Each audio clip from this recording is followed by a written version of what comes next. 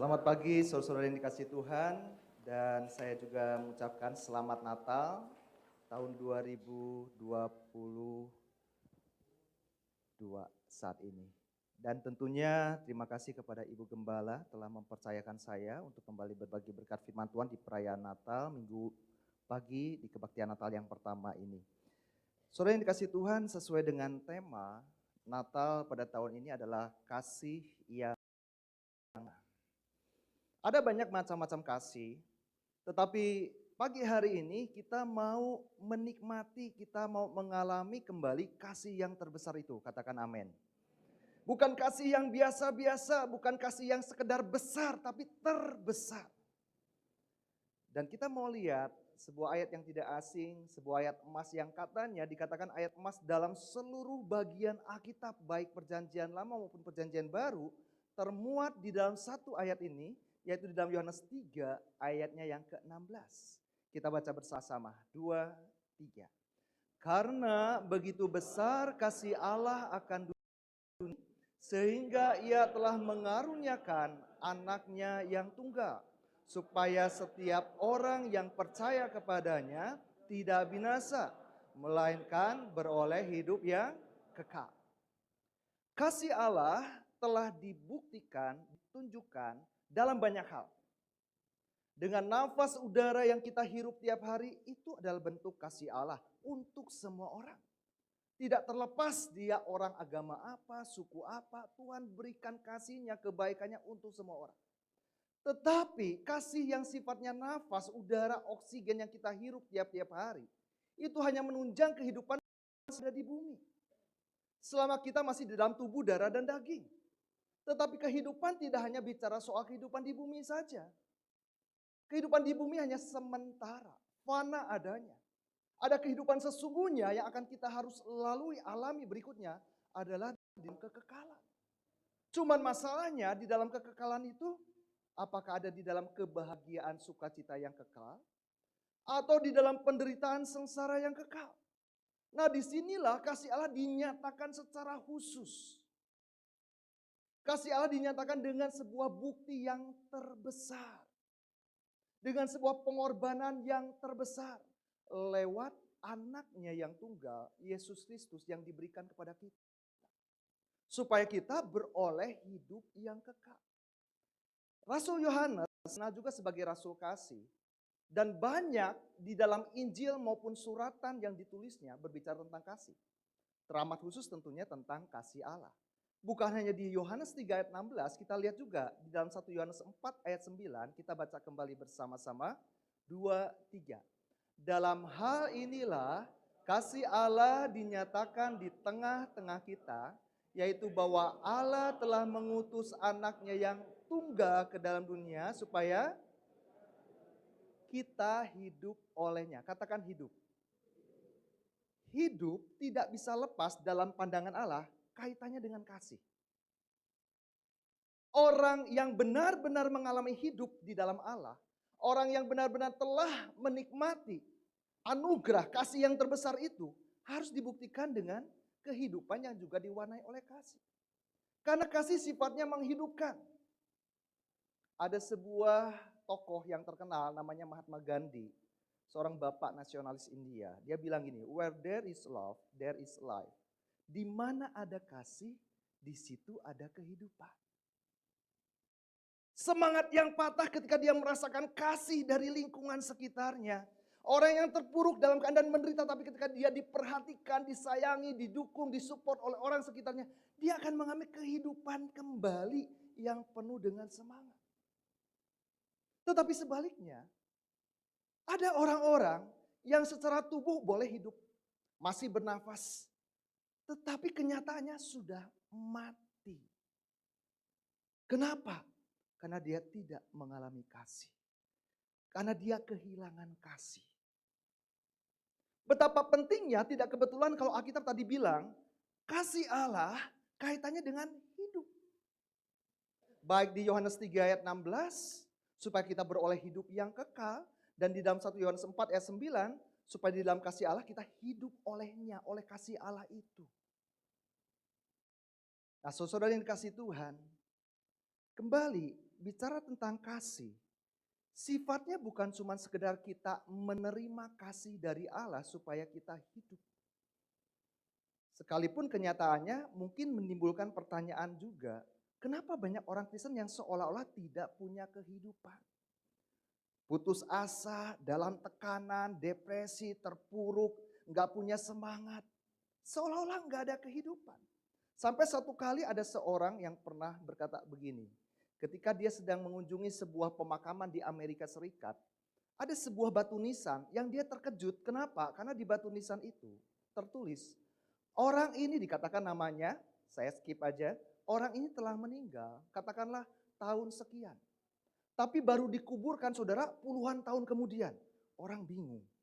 Apa orang ini mungkin meninggal nggak ketahuan sebelumnya? Apa orang ini tewas dalam kecelakaan kah?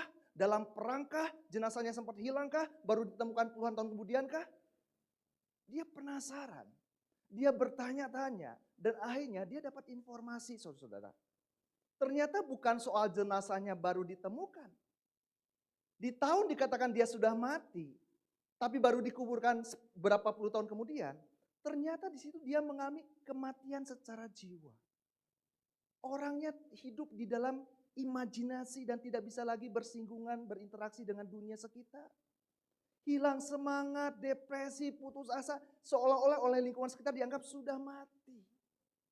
Pada akhirnya meninggal sungguh-sungguh dalam tubuhnya. Sekali lagi, ada orang-orang Kristen yang enggak mengalami kehidupan. Ini menjadi sebuah pertanyaan besar. Bukankah kasih Allah sudah dinyatakan begitu besar, luar biasa?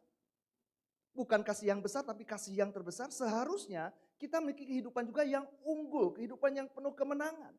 Karena kasih Allah yang terbesar sudah dinyatakan. Sebelum kita melihat lebih lanjut, kita baca dulu sebuah ayat. Di dalam Efesus 3 ayat 18 sampai 19, saya ajak kita baca kembali bersama-sama. 2, 3. Aku berdoa supaya kamu bersama-sama dengan segala orang kudus dapat memahami betapa lebarnya dan panjangnya dan tingginya dan dalamnya kasih Kristus dan dapat mengenal kasih itu sekalipun ia melampaui segala pengetahuan. Aku berdoa supaya kamu dipenuhi di dalam seluruh kepenuhan Allah. Kasih Allah yang disebut di sini sebagai kasih Kristus juga, karena Kristus sendiri adalah Allah, bicara sebuah kasih yang tak terukur, tak terhingga. Sampai enggak ada disebutkan ukurannya, hanya disampaikan betapa lebarnya dan panjangnya dan tingginya dan dalam, sampai enggak ada satuan ukuran yang bisa menggambarkan kasih Allah. Artinya kasih Allah itu kapasitasnya saudara lebih daripada cukup, katakan lebih daripada cukup. Untuk setiap kita, untuk setiap keadaan, untuk setiap kondisi, untuk setiap masalah. Kasih Allah lebih daripada cukup untuk membuat kita tetap memiliki dan mengalami hidup yang sesungguhnya. Apapun persoalan kita, apapun tantangan yang sedang kita hadapi, apapun beban berat yang sedang kita alami, kasih Allah lebih daripada cukup. Katakan amin. Yang membuat kita sanggup menjalani hidup ini dengan tetap penuh antusias. Cuman kalimatnya di situ. Dan dapat mengenal kasih itu. Bukan hanya mengenal, tapi juga dipenuhi dalam seluruh kepenuhan Allah. Jadi jangan-jangan ada orang yang tidak mengalami hidup yang sesungguhnya di dalam Tuhan, sekalipun dia orang Kristen. Karena dia belum mengenal betul kasih Allah itu. Dan dia belum dipenuhi dalam seluruh kepenuhan Allah. Kita mau mengenal lebih jauh, seperti apa sih kasih Allah itu? Lanjutan dari Yohanes 3 ayat 16, kita baca bersama-sama. 2, 3. Sebab Allah mengutus anaknya ke dalam dunia, bukan untuk apa? Menghakimi dunia, melainkan pertama, saudara-saudara, kita harus ingat benar bahwa Yesus datang, Natal kita memperingati kedatangannya sebagai wujud kasih-Nya. Dia Tuhan yang adalah hakim. Perjanjian Lama banyak mencatat Tuhan adalah hakim di atas segala hakim. Tetapi kedatangan Yesus yang pertama kali yang kita peringati saat ini sebagai Natal bukan untuk menghakimi. tetapi untuk menyelamatkan. Dan ini juga digambarkan dengan sangat jelas di bagian suratan Yohanes, 1 Yohanes 4 ayat 10. Kita baca kembali bersama-sama. 2, 3. Inilah kasih itu, bukan kita yang telah mengasihi Allah, tetapi Allah yang telah mengasihi kita dan yang telah mengutus anaknya sebagai pendamaian, sebagai juru damai. Bukan sebagai hakim, bukan pribadi yang mau menghukum. Dia datang dengan membawa damai, membawa kasih. Dan dia sendiri adalah kasih itu. Nah sayangnya, ada orang Kristen tidak mengalami hidup sesungguhnya. Karena kasih Allah tidak ada di dalam dia. Kasih ada kaitannya dengan hidup. Orang Kristen tidak mengalami hidup sesungguhnya karena tidak mengalami, tidak dipenuhi dengan seluruh kasih Allah. Kasih Allah dibuktikan dengan apa? Sebagai juru damai. Sebaliknya, banyak orang Kristen, maaf kata, tidak menjadi juru damai. Tetapi menjadi hakim buat sesamanya. Hanya bisanya mengkritik, memecah belah, mengadu domba, iri, dengki. Sebuah bentuk penghakiman yang menjadi lawan dari apa yang menjadi tujuan Yesus datang ke dunia untuk pertama kalinya. Tidak heran, Mother Teresa bilang gini, seorang tokoh yang sangat dihargai, dihormati oleh karena belas kasihannya yang begitu nyata dalam kehidupannya. Jika kamu menghakimi sesama, kamu tidak punya waktu untuk mengasihi mereka. Coba kita introspeksi pagi hari ini masing-masing setiap kita pribadi. Terlalu banyak mungkin kita ketika memandang seseorang, entahkah orang di sebelah kanan kiri saudara saat ini, ataukah keluarga saudara sendiri, suami, istri, anak, orang tua, mertua, menantu, sahabat karib, dan sebagainya. Kenapa kita kehilangan kasih? Kenapa kita kekurangan kasih? Karena sudut pandang kita dipakai hanya untuk lebih banyak menghakimi dan menghakimi. Mengkritik dan mengkritik, menilai dan menilai. Bukan untuk menjadi juru damai, untuk membawa kasih, untuk kita bisa mengerti, memahami. Bukankah di dalam kasih ada pengertian? Bukankah di dalam kasih ada kesempatan? Bukankah di dalam kasih ada pengampunan? Kalau Tuhan Yesus tidak menunjukkan kasih-Nya, kita sudah lama binasa. Manusia tidak akan ada sampai saat ini. Tetapi justru karena kasih-Nya dikatakan dalam kitab Roma pasal yang kelima, saat kita masih durhaka, saat kita masih menjadi seterus-terusnya Allah, saat kita masih menjadi orang-orang yang begitu kurang ajar sama Tuhan, pendosa-pendosa, Yesus telah datang, lahir untuk mati bagi saya dan saudara. Jadi kalau kita ingin mengalami betul-betul Natal yang sesungguhnya, hidup yang sesungguhnya di dalam Kristus, di dalam Tuhan, kita harus mulai perbaiki hati kita. Kasih yang terbesar ditunjukkan oleh Allah yang datang ke dalam dunia ini dengan sebuah tindakan bukan untuk menghakimi, tapi untuk mengerti dan mengasihi. Maukah pagi hari ini kita juga mau belajar mengerti sesama kita, mengasihi sesama kita, mengampuni sesama kita. Tidak heran di dalam suratan Yohanes berikutnya dia bilang begini, saudara-saudaraku yang kekasih, jikalau Allah sedemikian mengasihi kita, maka haruslah kita juga saling mengasihi. Kasih Allah sudah dinyatakan, sekarang tugas kita untuk kembali memancarkan kasih yang sudah kita terima. Kita tahu, nah ini sebuah hal yang sangat penting untuk kita perhatikan lebih seksama. Bahwa kita sudah berpindah dari dalam maut ke dalam apa? Hidup. Sekali lagi hidup disebutkan di situ. Sebagai bukti bahwa kita sudah diselamatkan, saya ulang, sebagai tanda mutlak, tanda bukti yang sah di pandangan Allah, dalam sudut pandang Allah, menurut ukuran Alkitab. Kalau seseorang sudah diselamatkan berpindah dari dalam maut ke dalam hidup, yaitu karena kita apa? Mengasihi saudara kita. Barang siapa tidak mengasihi, ia tetap di dalam maut. Maaf bicara, terlepas kita sudah jadi orang Kristen puluhan tahun. Terlepas kita sudah melayani di mimbar seperti saya misalnya, tapi kalau hati saya penuh dengan kebencian, dendam, yang terus dipelihara, disimpan. Dengki, gak mau berdamai, gak mau kita melakukan sebuah rekonsiliasi, pemulihan hubungan dan sebagainya. Apakah kita sudah benar-benar diselamatkan? Karena kasih akan dinyatakan juga dengan bukan hanya soal dia yang telah mengasihi kita. Buktinya kalau kita meresponi kasih Allah, kita juga harus menyatakan kasih itu kepada sesama. Makanya dalam suratan Yohanes dikatakan, saya tidak sempat sampaikan di sini, kalau kita mengatakan diri kita mengasihi Allah tapi kita membenci saudara kita, dikatakan kita ini pendusta. Karena bagaimana mungkin mengasihi Allah yang tidak kelihatan kalau yang kelihatan saja kita tidak kasih. Ayat 15. Setiap orang yang membenci saudaranya adalah seorang pembunuh. Saudara-saudara, salah satu undang-undang pidana di negara manapun yang memuat konsekuensi hukum yang paling berat adalah soal pembunuhan. Termasuk pembunuhan berencana. Dan dikatakan membenci itu sudah menjadikan kita di dalam sudut pandang Allah loh. Pembunuh.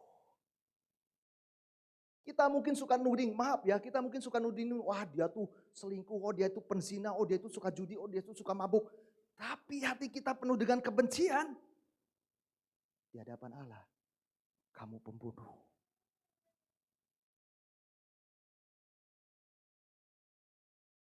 Dan kamu tahu bahwa tidak ada seorang yang tetap memiliki hidup yang kekal di dalam dirinya. Pagi hari ini firman Tuhan mungkin agak keras. Tapi kekerasan Allah adalah bukti kasihnya juga kepada saya dan saudara. Karena dia tidak mau kita binasa. Dia tidak mau kita terus hidup di dalam maut tanpa kita sadari. Kita sudah dibutakan oleh kebencian, kita sudah dibutakan oleh dengki, kepahitan, iri hati. Dan tanpa sadar kita sudah jadi pembunuh. Ayat 16 dikatakan, kita baca bersama-sama. 2, 3. Demikianlah kita ketahui kasih Kristus. Tadi di dalam Efesus, Rasul Paulus bilang, supaya kamu dapat mengenal kasih itu. Ini katanya dalam bahasa Indonesia digunakan katanya ketahui, itu maknanya sama. Demikian kita ketahui, kita mengenal kasih itu, kasih Kristus, yaitu bahwa apa? Ia telah menyerahkan nyawanya untuk kita. Berikutnya, jadi kita pun wajib menyerahkan nyawa kita untuk saudara-saudara. Waduh, tunggu dulu. Menyerahkan nyawa kita. Kayak gimana menyerahkan nyawa kita? Di dalam nyawa ada hidup. Ya, bicara tentang nyawa itu bicara tentang hidup. Memberikan hidup kita. Ini bicara tentang apa? Totalitas keberadaan kita.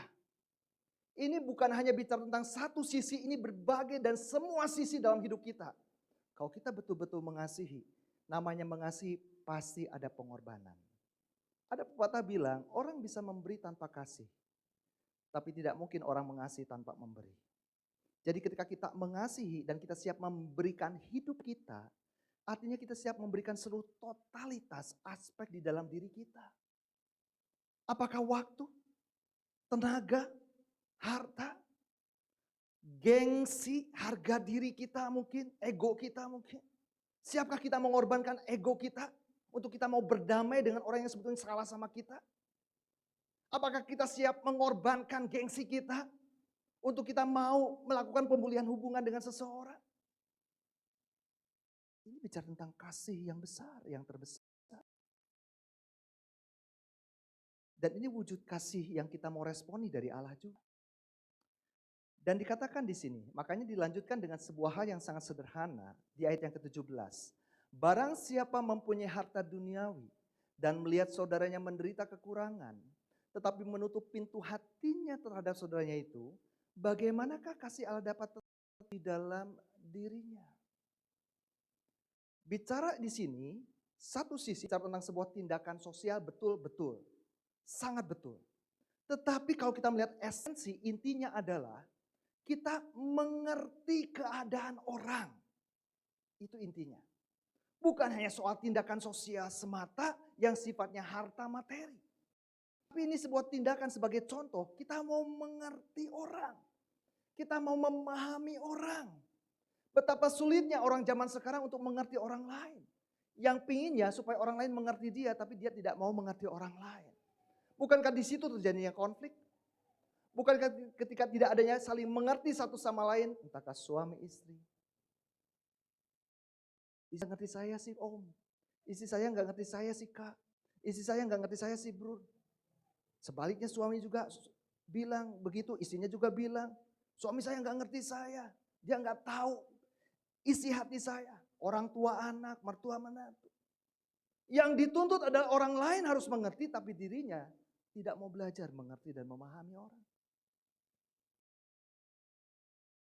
Dan kita lihat, ayat 18 kita baca bersama-sama. 2, 3. Anak-anakku, marilah kita mengasihi bukan dengan perkataan atau dengan lidah, tetapi dengan perbuatan dan dalam kebenaran. Kasih banyak sekali hanya menjadi slogan. Ada seorang penulis buku terkenal, dan penulis buku ini menceritakan tentang orang-orang berpengaruh di seluruh dunia dari berbagai zaman. Dia orang Kristen, tapi dia menempatkan Yesus justru di urutan ketiga. Ini aneh. Dia kan orang Kristen, tapi kenapa menempatkan Yesus di urutan ketiga? Latar belakangnya Kristen. Dan dia bilang begini, saya boleh akui tidak ada tokoh yang lebih besar daripada Yesus Kristus. Tetapi sayangnya orang Kristen banyak yang tidak mengikuti kasihnya Yesus. Karena kasih hanya sekedar menjadi slogan. Nah saudara kita lihat ke sini. Ada seorang psikolog yang diwawancarai dari PC menjelang memasuki abad 21. Dia bilang begini. Krisis terbesar yang akan melanda dunia dan manusia di akhir abad 20 ialah bukan bom atau nuklir. Tetapi hilangnya kasih yang sejati di antara orang-orang yang seharusnya saling mengasihi. Dan ini menjadi sebuah penggenapan dari firman Tuhan. Dalam Matius 24 ayat yang ke-12, kita baca bersama-sama 2, 3. Dan karena makin bertambahnya kedurhakaan, maka kasih kebanyakan orang akan menjadi dingin. Tidak ada kehangatan satu sama lain, tidak ada keakraban. Dingin. Bahkan berikutnya kita lihat juga di dalam 2 Timotius 3 ayat 3, salah satu ciri orang akhir zaman adalah tidak tahu mengasihi, tidak mau berdamai, suka menjelekan orang, tidak dapat mengekang diri, garang, tidak suka yang baik. Dan yang paling fatal saudara, ternyata kejatuhan yang paling dalam pandangan Tuhan bukan membunuh, bukan mencuri, bukan berzina. Di dalam Wahyu pasal 2 ayat 4 sampai 5, saya bacakan saudara perhatikan baik-baik. Namun demikian aku mencela engkau. Mencela siapa? Jemaat di Efesus, jemaat yang pada waktu Paulus berapa puluh tahun sebelumnya, sekitar 40 tahun sebelumnya, berkata, aku mau supaya kamu mengenal kasih itu betapa lebarnya, panjangnya, dalamnya, tingginya. Kepada jemaat yang sama.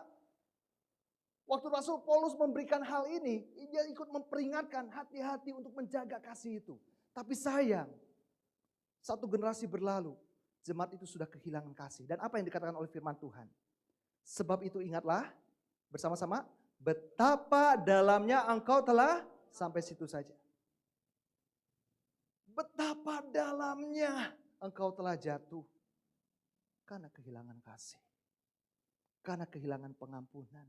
Karena tidak mau mengerti memahami sesama. Hanya ego diri sendiri, gengsi yang dibesarkan. Mother Teresa pernah bilang begini juga. Kemiskinan yang paling mengerikan adalah kesepian dan perasaan tidak dicintai. Gereja yang seharusnya menjadi rumah kasih. Jemaat yang seharusnya saling mengasihi. Tetapi berapa banyak? Kalau kita mau akui dengan jujur. Orang yang mungkin merasa terasingkan dari komunitas di gerejanya. Dan ini ada sebuah perasaan yang paling dikatakan miskin. Lalu apa yang harus kita lakukan?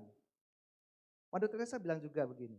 Bukan berapa banyak yang kita berikan, tetapi berapa banyak cinta yang kita berikan untuk memberi. Ukurannya sekali lagi bukan soal materi, tapi berapa besar kasih yang bisa kita tunjukkan. Dengan bentuk tindakan sikap kita. Ada banyak masalah di dalam keluarga, di dalam konflik keluarga. Karena jemaat tidak bisa lepas dari ukuran terkecil yaitu keluarga. Pagi hari ini sebelum saya akan tutup, mari kita introspeksi diri kita masing-masing.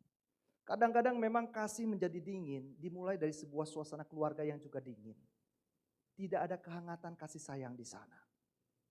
Anak-anak yang dibesarkan di dalam konflik orang tua. Orang tua yang mungkin lebih banyak memaki dibandingkan mengasihi akan tumbuh sebagai pribadi yang dingin. Dan akhirnya dia juga sulit untuk mengalami kasih dan memancarkan kasih. Tetapi percayalah, Raja Daud pernah bilang di dalam Mazmur 27 ayat 10, kita baca bersama. 2, 3.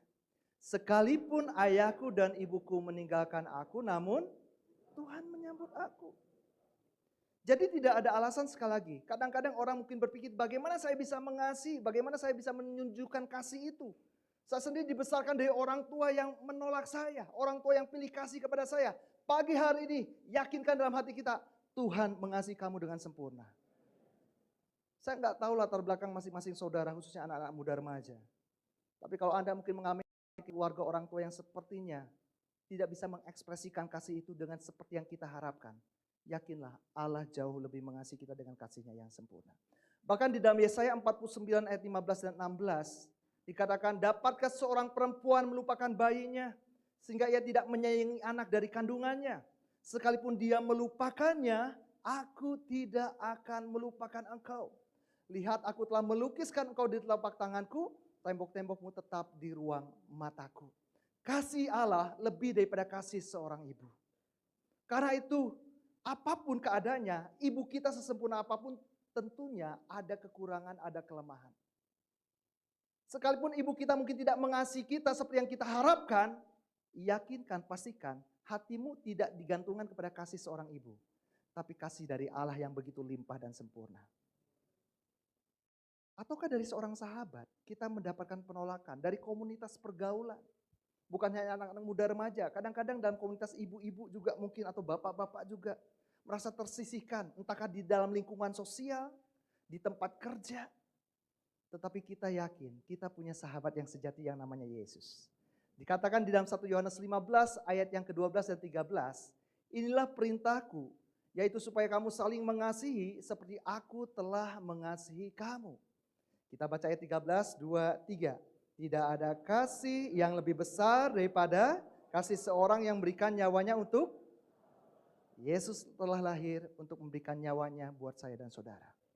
Ya, tidak ada sahabat yang lebih baik, tidak ada sahabat yang seperti Yesus. Ataukah dalam hubungan suami istri, dalam hubungan antar kekasih, kita tidak bisa menggantungkan hati kita kepada orang-orang yang memang terbatas adanya.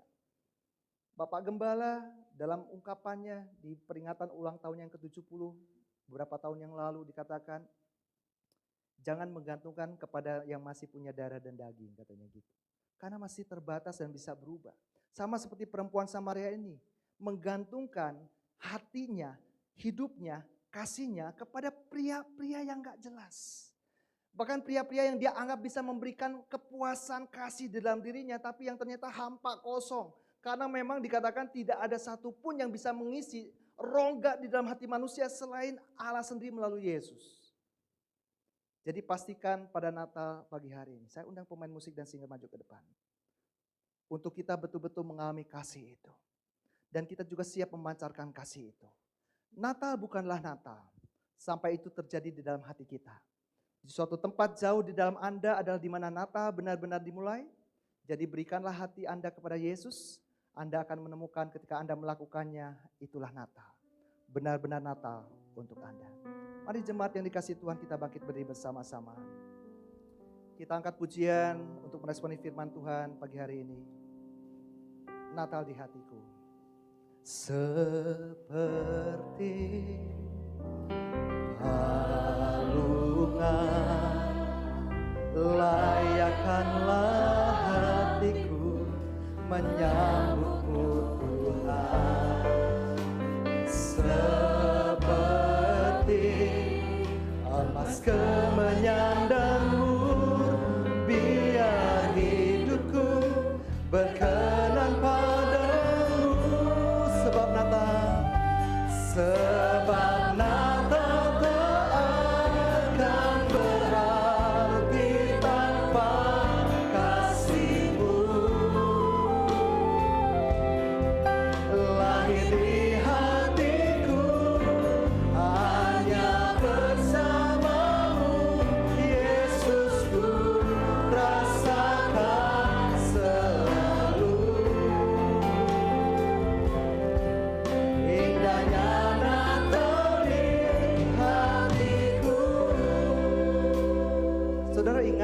ketika Natal pertama, waktu Yusuf dan Maria mencari tempat penginapan, tidak didapati tempat buat mereka. Itu menandakan apa? Sebetulnya kalau saya bayangkan saudara, Yusuf dan Maria pasti sudah meminta, berbelas kasihanlah, istri saya mau melahirkan, karena dikatakan sudah genap waktunya Maria untuk melahirkan. Tidak ada yang peduli. Saudara bisa bayangkan ibu yang mau melahirkan, ibu-ibu yang pernah melahirkan tahu rasanya gimana sakitnya mau melahirkan. Enggak ada yang peduli. Manusia sudah dingin akan kasih.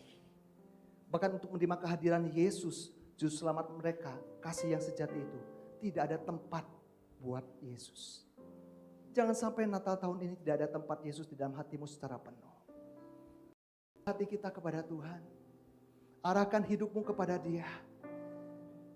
Berikan seluruh hidupmu dan hatimu kepada Yesus. Untuk Dia melimpahkan kasih-Nya yang sempurna. Kasih-Nya yang lebih daripada cukup itu. Sehingga kita juga mampu memancarkan kasih yang terbesar itu kepada sesama kita. Haleluya. Angkat kembali pujian ini dengan penuh penyembahan. Amin.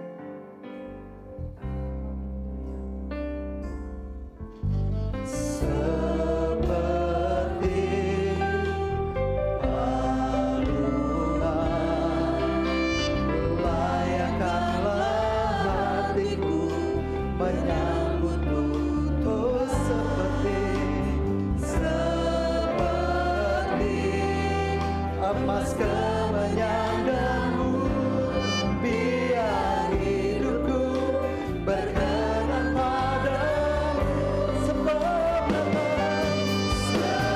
Natal tak akan berarti tanpa kasih-Mu. Lahir di hatiku, lahir di hatiku, hanya bersamamu Yesus, ku rasakan selalu indahnya Natal ini. Oh, sebab Natal tak akan biar kasih-Mu memenuhi kami pagi hari ini Tuhan. Haleluya.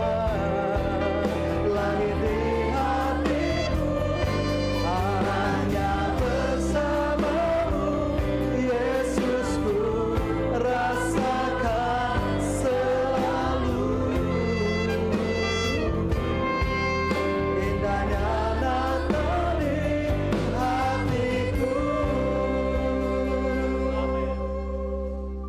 Pagi hari ini, sekalipun kami tidak merayakan Natal di sebuah gedung yang besar, tetapi kerinduan dan keyakinan kami akan mengalami kasih yang terbesar itu kembali saat ini Tuhan.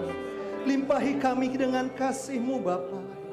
Oh, mengalirlah kasih dari sorga,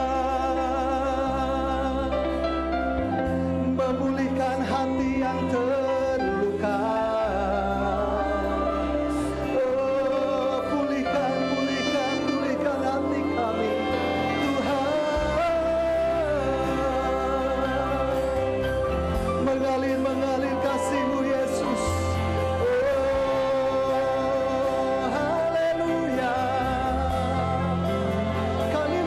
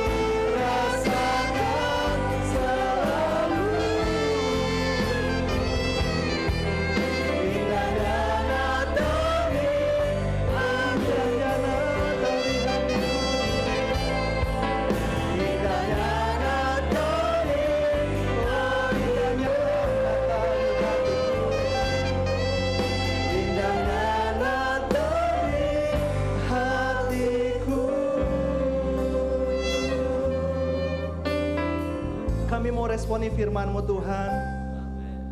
Dengan kami membuka seluruh hidup kami, hati kami untuk Kau limpahi kembali dengan kasih-Mu yang terbesar.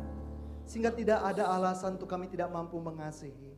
Memang bukan dengan manusia kasih-Nya yang terbatas, tetapi dengan kasih Allah yang tak terbatas. Kami mau menjadi orang-orang yang mendamaikan, membawa damai, mengampuni, mau mengerti, memahami, dan bertindak di dalam kasih.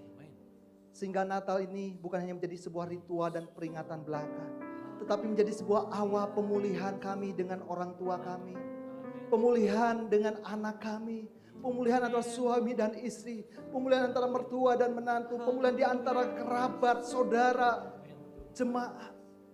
Sehingga kesatuan mendatangkan berkat yang limpah lagi dari Tuhan.